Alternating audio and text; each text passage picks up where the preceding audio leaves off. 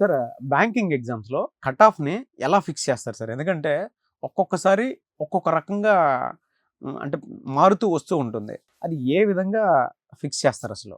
Cut off మార్కులు అనేది చాలా ఫ్యాక్టర్స్ ఉన్నాయండి దాంట్లో. First number of vacancies, okay. Next standard of the paper, next relative performance of the students. ఈ 3 పాయింట్ల మీద బేస్ అయ్యి ఉంటుందండి.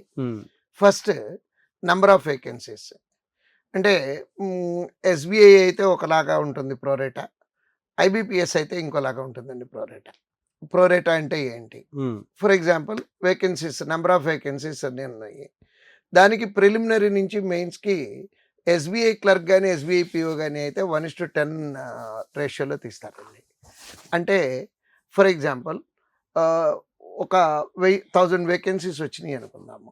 1000 వేకెన్సీస్ డిఫరెంట్ కేటగిరీస్కి కేటగిరీ వైజ్ అలొకేషన్ ఉంటుందండి. అంటే రాజ్యాంగంలో ఉన్నటువంటి పర్సంటేజీల ప్రకారం జనరల్ కేటగిరీకి ఇన్ని, ఎస్సీ ఇన్ని, ఎస్టీ ఇన్ని, ఓబీసీ ఇన్ని, ఈడబ్ల్యూఎస్ ఇన్ని అని చెప్పి విడగొట్టడం జరుగుతుంది. అది నోటిఫికేషన్లోనే ఇచ్చేస్తారండి. ఓకే. ఫర్ ఎగ్జాంపుల్ ఈ ఉన్న 1000 వేకెన్సీస్లో నుంచి ఒక 200 వేకెన్సీస్ ఎస్సీ కేటగిరీకి వచ్చినాయి అనుకుందాం.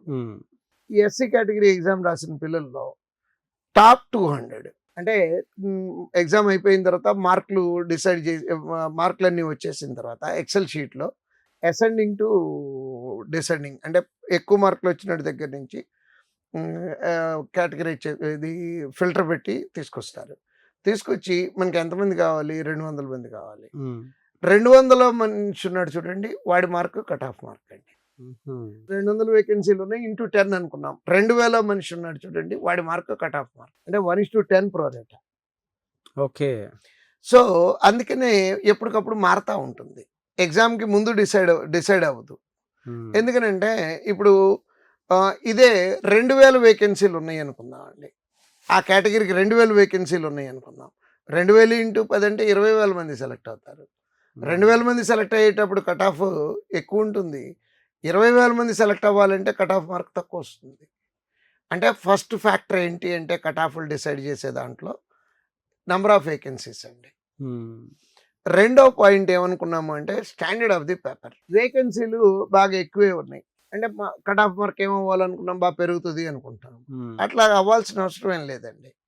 పేపర్ ఎక్స్ట్రాడినరీ టఫ్గా ఇచ్చాడు అనుకుందాము, అంటే ఇంతవరకు ఎప్పుడు ఊహించినంత టఫ్గా వచ్చింది అనుకుందాము. పేపర్ నార్మల్గా ఉంటే 100కి 100 ఆన్సర్ చేసేవాడు, ఎక్స్ట్రాడినరీ టఫ్గా ఉంటే 50 ఆన్సర్ చేస్తామండి. ఎందుకంటే టైం బౌండ్ ఉంది కాబట్టి అక్కడ లాజిక్. సో పేపరు టఫ్గా వస్తే కట్ ఆఫ్ మార్కు తక్కువ వస్తుంది. ఇదే పేపర్ బాగా రాక్ బాటమ్ పేపర్ వచ్చింది అనుకోండి, కట్ ఆఫ్ మార్క్ ఎక్కువ ఉంటుంది. ఇది రెండో ఫ్యాక్టర్ అండి. ఓకే. ఫస్ట్ ఫ్యాక్టర్ ఏమో నెంబర్ ఆఫ్ వేకెన్సీలు, రెండోది పేపర్ స్టాండర్డ్స్. థర్డ్ పాయింట్ ఏంటంటేనండి రిలేటివ్ పెర్ఫార్మెన్స్ అనే మాట మాట్లాడుకున్నాము. రిలేటివ్ పెర్ఫార్మెన్స్ అంటే ఏంటంటే కొన్ని ఎగ్జామ్లో ఏం జరుగుద్ది అంటేనండి, తపస్సు చేసినట్టు చేసేసే పిల్లలు ఉంటారు. ఎట్లాంటి పేపర్ అయినా సరే, what ever the standard of the paper, super performance ఇచ్చే బ్యాచ్ కనుక ఎక్కువ మంది ఉన్నారనుకోండి ఆ ఎగ్జామ్లో ఉంటారండి, తగులుతారు. అట్లా అవును, విపరీతమైన కట్ ఆఫ్ వచ్చేస్తుందండి. ఇది బాగా టఫ్ పేపర్ వచ్చింది, ఈసారి కట్ ఆఫ్ తక్కువ ఉంటుంది అనుకున్న రోజును కూడా అద్భుతమైన చాలా ఎక్కువ కట్ ఆఫ్ వచ్చేటటువంటి అవకాశం ఉంటుంది. అంటే కట్ ఆఫ్ మార్క్ అనేది ఎగ్జామ్ అయిపోయి రిజల్ట్స్ వచ్చే వరకు ఎవరు ఏదో రకరకాల గెస్సులు చేసి చెప్తా ఉంటారు, కానీ ఇదంతా గాల్లో రాళ్ళు వేయటమే తప్పించండి.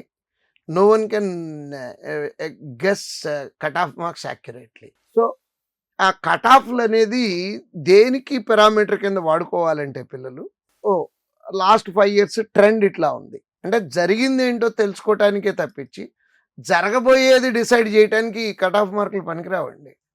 జరగబోయే దాని మీద ఈ 3 ఫ్యాక్టర్లు డిపెండ్ అయ్యి ఉన్నాయి. 3 ఫ్యాక్టర్ల మీద కట్ ఆఫ్ మార్కుల గురించి ఈ ఎక్కువసేపు ఆలోచించకుండా బెస్ట్ ఇవ్వడానికి ప్రయత్నం చేయాలి.